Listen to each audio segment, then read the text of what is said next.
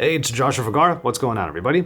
All right, time to talk about this here on my wrist. One of the more recognizable smartwatches, and that has to give a couple of points to Google for how they designed the Pixel Watch. Technically, this is take two for this video on the Pixel Watch because I was actually trying to use it and get content on it done while at Disneyland. I mean, I wore it the entire day, but I was also trying to get the Pixel 7 Pro Week 1 video done. In the early portions of this video, a lot of the content you're actually seeing on the Pixel Watch on my wrist was taken on the cameras of the Pixel 7 Pro. So if you haven't already seen my Pixel 7 Pro Week 1 video, make sure you check it out after this video in the link above and in the description below. And you know what? I'll throw it in the pinned comment as well. By the way, right next to that link will also be links for you to be able to purchase the Pixel 7, the Pixel 7 Pro, and the Pixel Watch if you do find yourself inclined to do so. Make sure you use the links in the description and in the pinned comment. Helps me out a little bit. Thank you so much. So yeah, this is technically take two, so I'm just going to be talking through my first week with the Pixel Watch, and it included yesterday over in Disneyland, where there are a few things about the watch that I was obviously leaning on. Step tracking being one of the main things,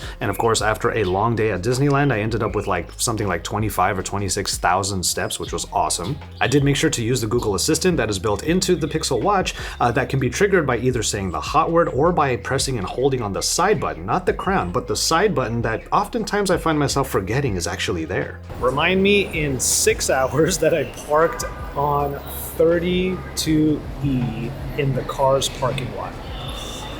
There's someone ringing their car alarm over there, honking like crazy using their remote, because they can't remember where they parked. They're trying to hear the thing. But I used the Pixel Watch to make sure I remembered where I parked. And of course, battery life. Now, when it comes to the battery life of the Pixel Watch, after the course of about a week, one of the main things that I can tell you, at least at the outset right now, is after using it for sleep tracking throughout the night, I would wake up with about 30 to 35% battery left. So obviously, somewhere in the middle of the day, I would have to get over to the charging puck and just get back some of the juice to the Pixel Watch. The charger, by the way, is this nice looking white puck thing that has a nice matted feel to it, but it is of course magnetic that will snap right onto the back of the Pixel Watch easily so that you can go ahead and charge up. One thing that I don't like, however, is that the charging seems to be a little bit slow. We need to have fast charging become a thing on wearables as well. If we have it for things like earbuds and audio products, we need to have them in more smartwatches. That way it's easier to get them back on your wrist after you have used them for most of the day, or in my case, after a full day plus sleep tracking, and I want to be able to use it at full capacity for the upcoming next day. I did start at 100% this morning. It is now about 1 p.m. We're gonna get our lunch finally. Again, it was a late start, but I'm now at 88%. As far as all-day battery life is concerned, like I said earlier, you are going to get all-day battery life on this, even through your sleep tracking and whatnot, but you're going to have to charge at some point at the beginning or in the middle of the next day. So it's not going to be like a 2-day battery or anything like that, especially if you're using some of the other features like sleep tracking. Oh, and also there are some settings that I use on the watch to kind of give me a little bit more battery life. I'll let you know what those are in a bit. All right. We've made it over to our main attraction for today, which is a lovely winery here in Temecula Valley. If you've never been to the various wineries in this portion of wine country or in this version of wine country, I actually really recommend it. It's pretty easily accessible, not too far compared to other places if you live in Los Angeles, and honestly, it's a chill time. Anyway, back to the Pixel Watch. I did promise that I was going to talk about a couple of the settings that I use in order to make sure I eke out as much battery life as I can from this little wearable.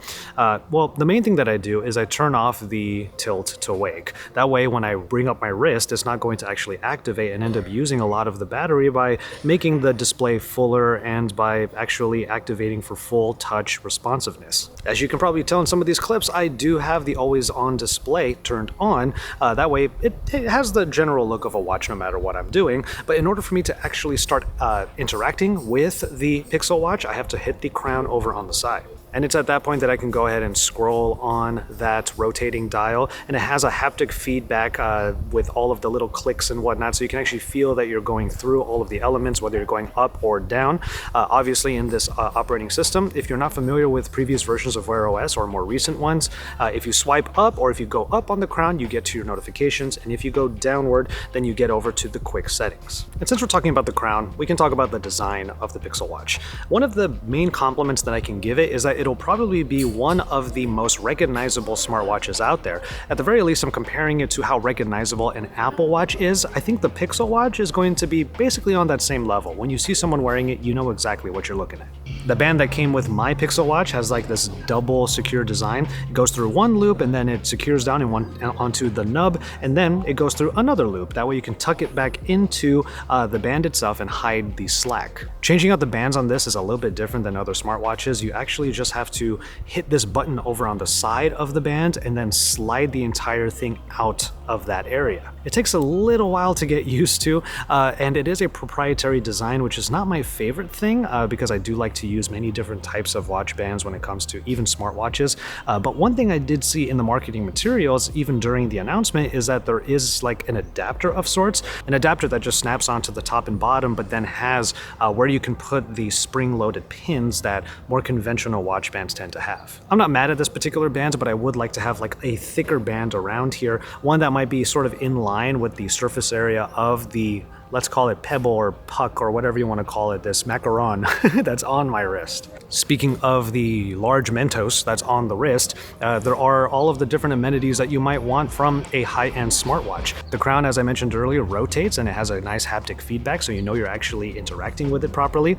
You can of course press that down, and right above it is the secondary button that I often forget is actually there because it's for the most part flush with the body in the sense that I can't see the button when I'm looking straight at the screen. Double tapping the crown will get you to Google Pay, and I have already used that in a couple of instances. That way I can get some payments done really easily. Over on the other side is the speaker, and the speaker has actually come in very clutch because the vibration motor on the Pixel Watch is not the strongest, probably not my favorite haptic engine. It does get the job done for the most part, but I tend to rely on the speaker more in order to actually wake me up in the mornings. I hear the speaker, I hear the alarm going off, and then I actually feel the watch vibrating after that. The thing I really enjoy about the Pixel Watch is that its performance seems to be right where you want it to be. There might be a couple of hiccups here and there, but I haven't had any real issues or anything that has made me think that this does not perform the way I need it to. And really, aside from that, the experience of using this version of Wear has been exactly what I expected. We haven't had too many evolutions in just the usability of Wear up until now, so hopefully we're going to see more applications, more support now that we have an official Pixel Watch that should be sort of the example for what all Android Wear smartwatches, Wear OS smartwatches should actually be moving forward. And because the watch is so delightfully lightweight, I already find myself thinking I'm going to use this watch more than most other smartwatches. Maybe even on par with the Apple Watch. I've done content on the Apple Watch before saying that it is the product that was key to me actually deciding to go into the Apple ecosystem more. And perhaps for some people who are really into your Pixel smartphones, the Pixel Watch might be another one of those gateway things to get you into Pixel's family, as they call it.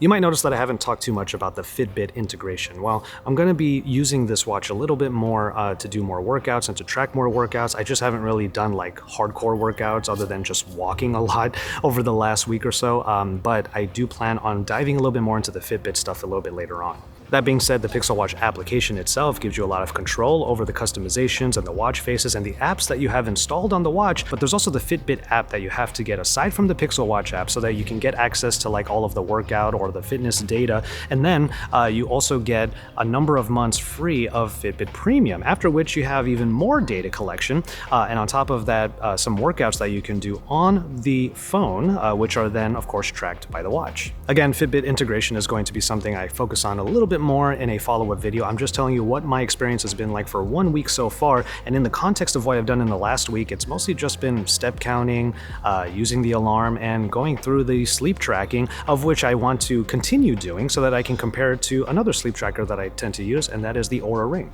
But for now, after 1 week, it's really just I wish that the vibration motor was a little bit better. I do wish that the battery life was a little bit better, but it's pretty much on par with most high-end smartwatches that I have used, where you get a day and a half and you just have to charge it somewhere in the middle of that second day. And then aside from that, I'm just looking forward to more watch band support so I can actually customize this even more beyond just the watch faces and everything else that you can get from the Play Store. Anyway, this was supposed to be a very casual video, and it has been, but when I do a casual video, it tends to go really long, so I'm going to go ahead and call it on this video. My first week with the Pixel Watch is in the books, and I have really enjoyed using it. Let me know what you think about the Pixel Watch. Did you pre-order one? Are you getting one today? Let me know what you're excited excited for, and if you have actually already gotten it today, or if you're watching this after the actual release of the watch, what has your experience been like?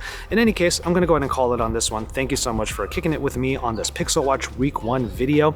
Don't forget to check out my Pixel 7 Pro video where I do a lot of camera tests over at Disneyland, so make sure you see that in the link above and below.